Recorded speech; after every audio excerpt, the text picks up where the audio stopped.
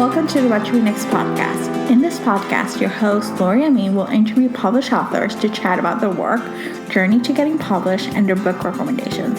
If you share a passion for books and always looking for your next read, then join us. Welcome to the What to Read Next podcast. Today's guest is Kate Bateman. Her latest book is This Earl of Mine, which inspired me to start reading all things historical romance, and as you know, it's been such a treat. In this episode, we chat about her writing process, her journey to publishing, and finally around a book of recommendations. Now let's get to the show. Hi, Kate. Welcome to the What to Read Next podcast. Hello. Thanks for having me. So happy to have you here. So tell us a little bit about yourself. Okay, well, I didn't start out writing historical romance, or in fact, any romance at all.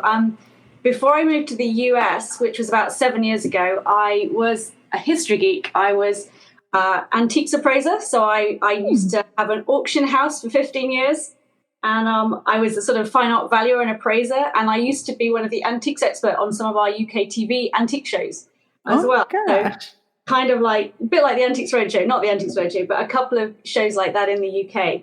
So that's amazing. History was my first love, and then my husband's job brought us here to the US for a couple of years, and I honestly thought it was a couple of years, like 2 or 3 years. Yeah. I'd be back. But after a couple of years, it became clear that we weren't going back to the UK.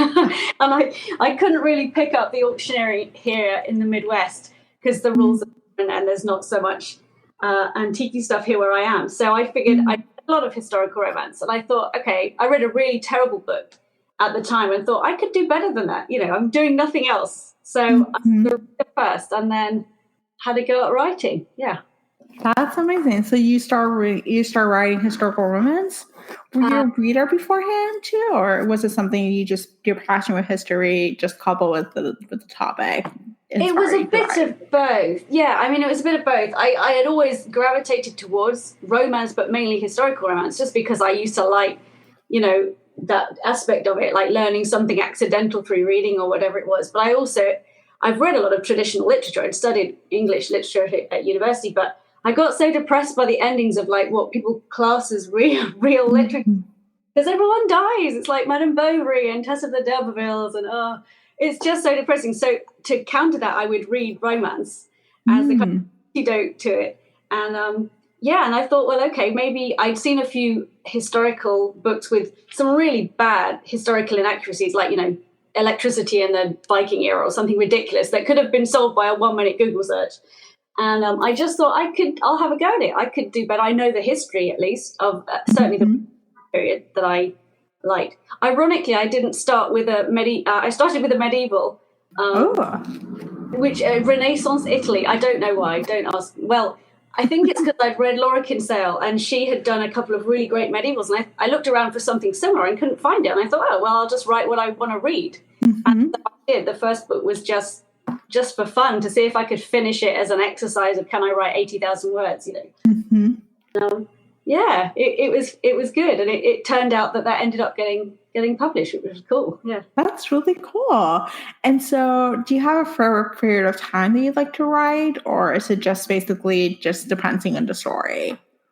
Oh, yeah. I mean, that obviously, when I was a newbie, I had no idea that Italian Renaissance is such a tiny niche genre that there really isn't a market for that at all. So the feedback I got from a lot of publishers was, we love your writing, we love your voice, but we just can't sell that, you know, traditionally. So they actually suggested, you know, go away and write us a Regency and see how that goes.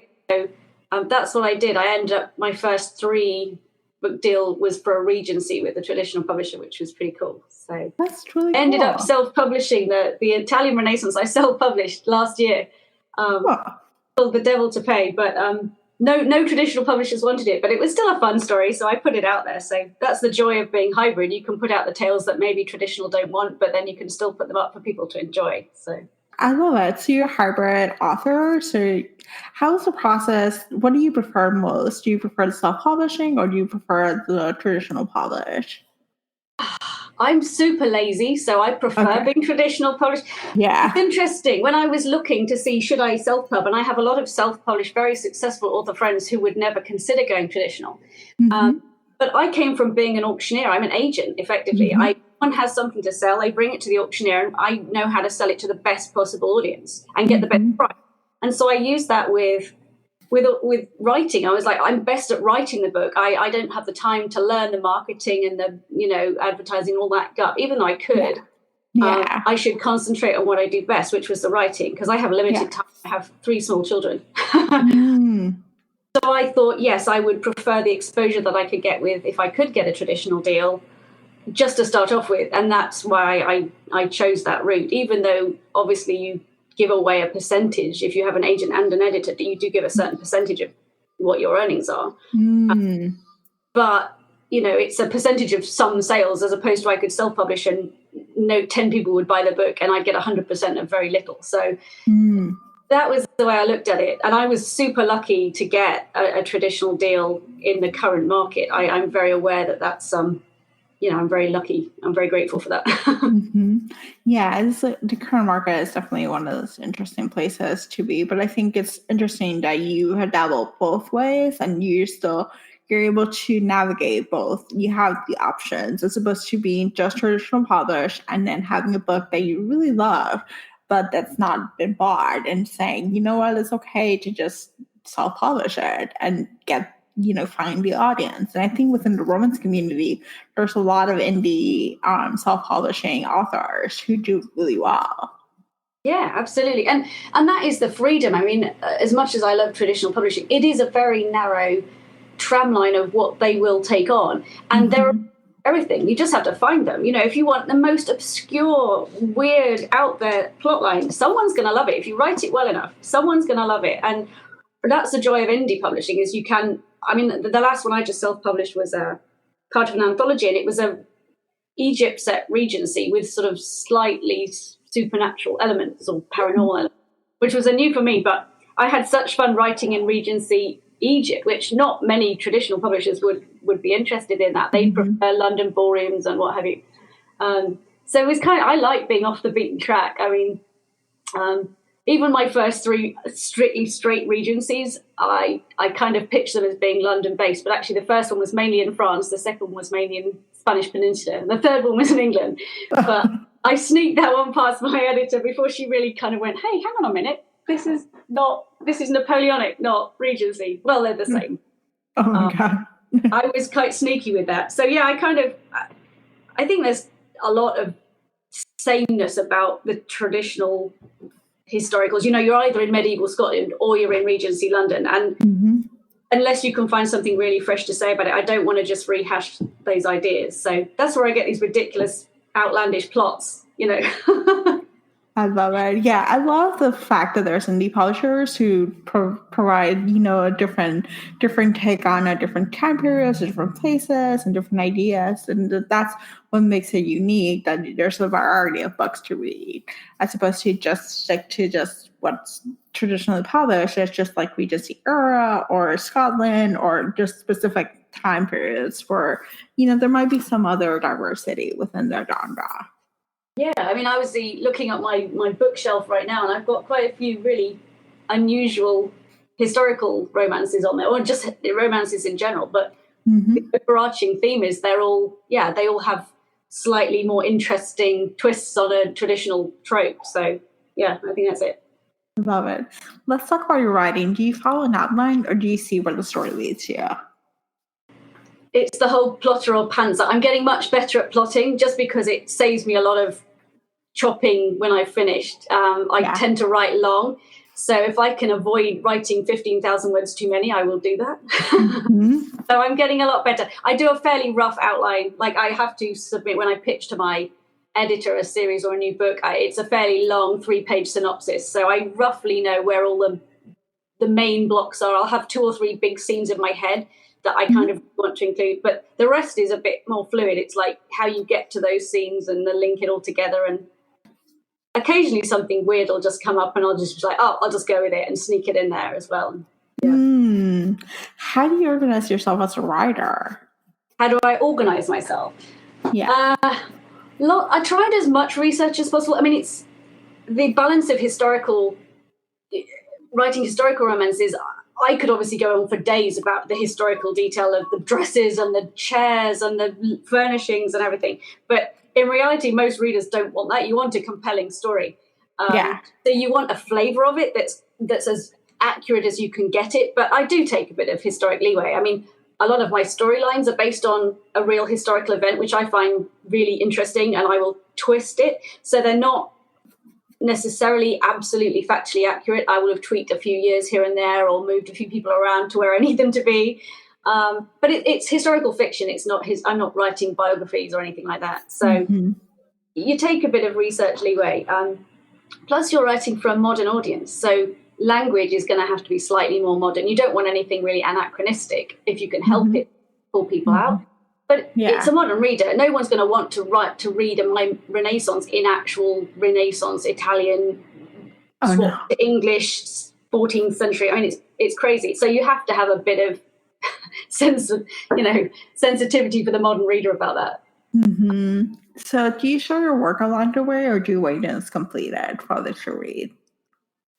I usually wait till it's done. I give a few close friends a few chapters to look at to see if I take it to a critique group. I'm a member of my RWA local chapter, so we go and take in a few pages. And if I'm stuck on something where it's not quite working, then I get some feedback on it. But generally, I wait to the end and then just give people a whole lot and see how it, pacing issues or things like that. It's much easier to tell when it's a whole to read the whole thing. Yeah. So now let's talk about your book. I absolutely adore the heroine of this book. She's a strong businesswoman who goes to prison looking for a husband. In essence, she was looking for freedom. Why choose this unique premise for her to find love? Yeah, well, this is again the thing of having a kind of heroine. I like badasses in bodices. I don't like fainting heroines. I like girls that get stuff done and have some agency. And it's very difficult within the sort of restraints of historical fiction because there were some things they couldn't do. But I figured her money would give her a bit of leeway to maybe do outrageous things. And I just thought, what would I do? That she's clever. She must be able to think of a way around this problem of trying to do it. And I think years ago I had actually read there's like a Woodowist or somebody like that there's an old school historical romance that has some kind of them meeting in prison, and it didn't end up the way this story goes, but I kind of like that idea as a first meet in prison where it was a fun premise. That was the only sort of scene I had when I sort of started to plot that book, was that would be a great meet cute, so to speak. And it kind of went from there. Yeah, it was a unique meet cute. I was like, okay, she's going to prison, and then she's going to go someone who's going to die, and then it turned out that he didn't die, and then there's like the whole story that unravels with it. But I found it such a unique meet cute. At the same time, I was like, it made sense for her to try to be a widow so she can have the freedom to run her business, to do the things that she wanted to do without having to be held back by a husband. Yeah, I mean, options for women were pretty limited. I mean, you've got to kind of either marry, a marriage of convenience or marry for political expediency or something like that. So it was her way around that. And I like to think she was a bit kind of business-minded, a bit practical about it.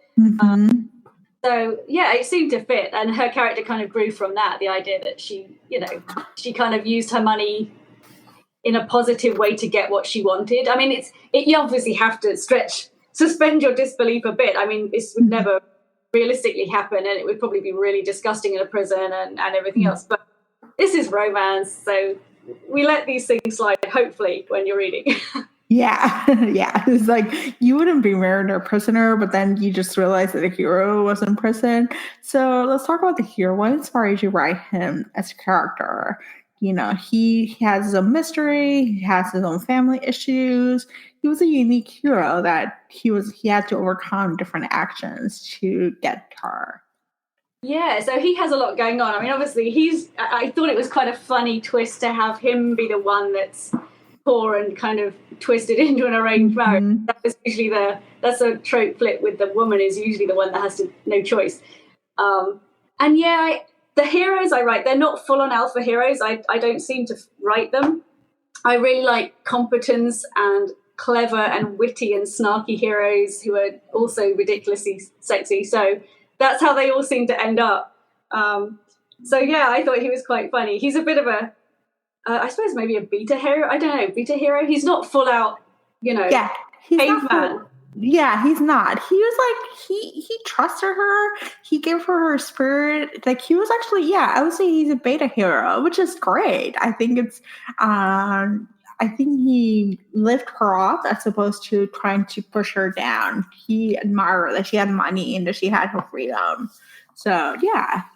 Yeah, and I think for me that's what I find the most attractive is that they match each other rather than, control one another or there be physical strength between them. I like the fact that they are, a truly confident, strong guy will let a woman shine and do her thing if he is not the best in that situation. So that to me is really, really attractive. So that's ended up in my hero, Benedict. He was quite fun.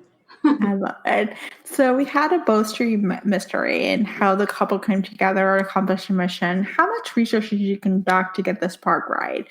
The whole Napoleon escape and, the submarines and the different things that chronometer and all the different historical tidbits that came up. Well, that was a classic case of, that was the one historical real event that I just thought that's just so amazing that it can't possibly be true, and it really was. I genuinely had no idea there were even submarines in the Regency period until I read the true account of this guy who it was actually an American, Fulton, that invented it for the French, and then the French let it, the British stole it back effectively and borrowed him in inverted commas to work for them. So it's classic wartime skullduggery, and I just thought. Then there was a real plot by this guy Johnson to rescue Napoleon from St. Helena. And I played the classic, what if? I moved timelines a little bit, but not a huge amount to tweak it. And obviously there are real characters and fictional characters that I blend together in this. But that's a real event. And I just thought that was such a cool thing. Like, who wouldn't want that as a plot of an adventure story? It was ridiculous, but so outrageous you couldn't really believe it was true. But then it really was. So, yeah, I just like the idea of what if they foiled this plot. So, I love the idea. I love the fact that both parties, Jordana and Benedict, were involved in it. That there was a plot that took place, and that they both worked together to accomplish a mission. That was great. Yeah. So, I mean, obviously, her knowledge of ships and stuff like that, it ends up being. Important in the fact that she's the one that has the technical know-how in that sphere to kind of help the case, and he has the physical brains and everything else to work out who's done it. So they make the perfect team for the non-romance arc. But I think that complements their romance arc, so it all ties in hopefully quite nicely. Yes, it does. So are we getting more books within this series? And if so, what can we expect? Oh my goodness, yes. So much fun. So we've got the other two Bow Street Bachelors who I've literally just finished off book 3 and handed it in. Next up is, who is next? Alex Holland, who is the next one. And he is going to be investigating a very bad jewel thief who is our heroine, which is so exciting. It's a total cat and mouse game. It's a bit like the old school kind of Cary Grant To Catch a Thief kind of film. So that's a kind of, a lot of cat and mouse darting about, suspicious enemies to lovers trope romance, which is so much fun to write. And then the third one is Sebastian Seb, and he, again, going with ridiculous plotline. We've got the heroine is a Russian princess who's faked her own death, obviously, and is hiding out in London. So that's a different one again. That's a forced proximity trope and a kind of bodyguard type protect me trope. So yeah, they're a lot of fun. I actually prefer the next two books. I'm even more excited about than This Earl, much as I love This Earl. So I'm hoping they're not out till next year, but I'm hoping people will like them just as much. I'm excited. Yeah, I've absolutely adored this book. And like I told you before the show, this book was my first historical romance, and I came with low expectations, and it blew me away. I was like, this is amazing. So, hooray! Historical romance is great. Yes, I'm so jealous. You've got so many of the classics that you can go and read for the first time. I mean, I just wish I could do that again. I have a couple on my keeper shelf. Well, I have like 5 keeper shelves, but yeah, Oh, please let me give you a massive list of things that you've got to read. Yay. Yes, please do. So I've been reading the Bridgertons because of the Netflix show, and I'm just adoring them. So if you have historical romance recommendations, just send them my way. Oh, absolutely. So yes, Julia Quinn is obviously the queen of the kind of Regency romance there. She's very sweet and very witty and charming, and the family are great. So yeah, I'm a big fan of hers.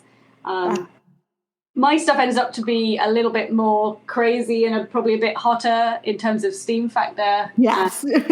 Yeah, and a bit more kind of kick-ass, badasses and bodices, adventure rather than just straight drawing room manners and polite, flirting. But there's a whole range of crazy sauce out there that you can enjoy in the historical genre. So I love it. So now let's get to a round of book recommendations. It's an opportunity for you to share with our audience what they should read next. So what is your favorite genre?